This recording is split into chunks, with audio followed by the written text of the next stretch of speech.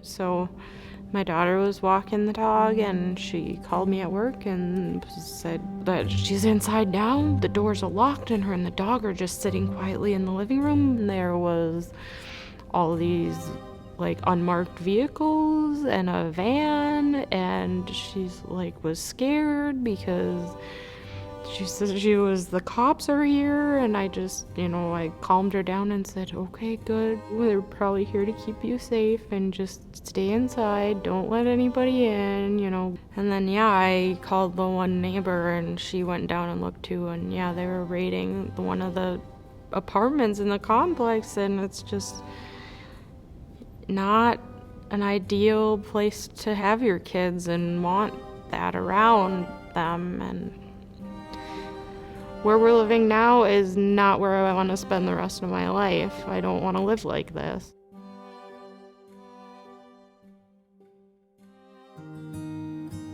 So I grew up in northern Minnesota on the Iron Range. We lived up there until I was all the way through 6th grade, and then we moved down to the St. Cloud area. It was right after I had Lucy, so my oldest, and I moved to the cities because my mom moved down there and my mom's side of the family's all down there. And then I went to work with Subway, ended up working my way up to the shift lead, and then ended up having my own store. But you ended up with your own store? Yep.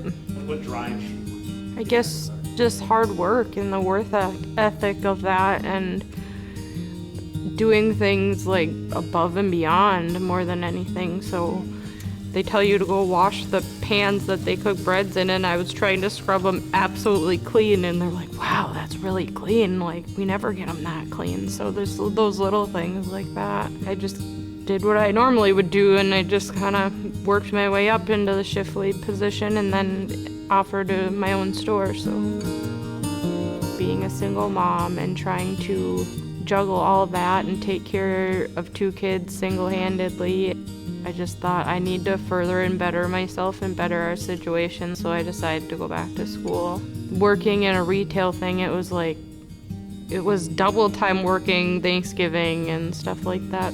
And did hit that point where I'm like, I'm not doing this anymore. I'm not working these holidays. Like, it's just not worth it. Like, I need to be with them. So now, which is beneficial, is I don't have to now. We get all those holidays off.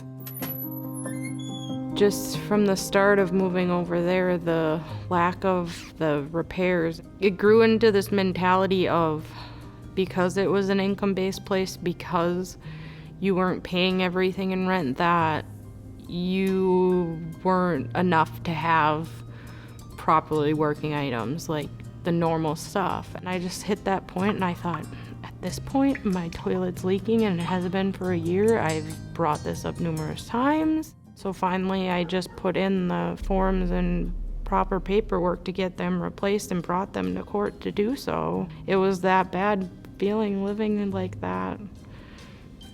Not being able to have a normal working stove or toilet or any of that, and just feeling like less of a person because of it.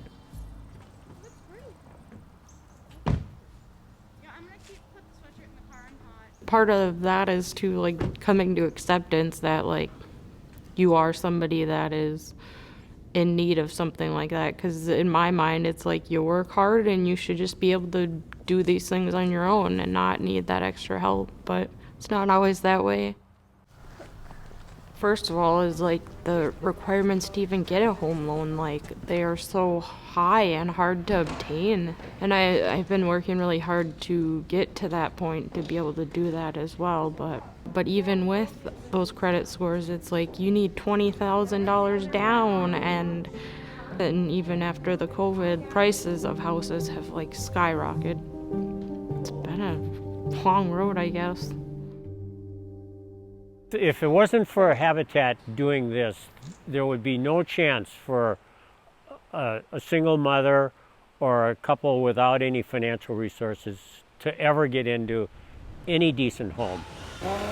The cost of construction today has doubled in the last 5 years. You don't want to go probably past here. Well, my grandpa, he has volunteered as long as I can remember in northern Minnesota on working on the homes, and he just always did that. And like after I had my kids, and so I just kind of, I guess that was planted there, and I tossed the idea around in my head a few different times, and then I finally thought, I've got to have something better than where we're at now. Why not apply and see what happens? The worst thing that can happen is I don't get picked, I don't get selected. Instead of having to have huge amount of monies down, it's you're having to do your sweat equity hours and doing the volunteer hours and getting out there and doing good for the community. That was one of the best feelings I had, was when I first volunteered at the first home. I left feeling really good, and knowing that I helped somebody else in their home and them being able to get in there was good. So my daughter, she's 12. Sometimes I feel like going on 20. Very, very big attitude and very determined.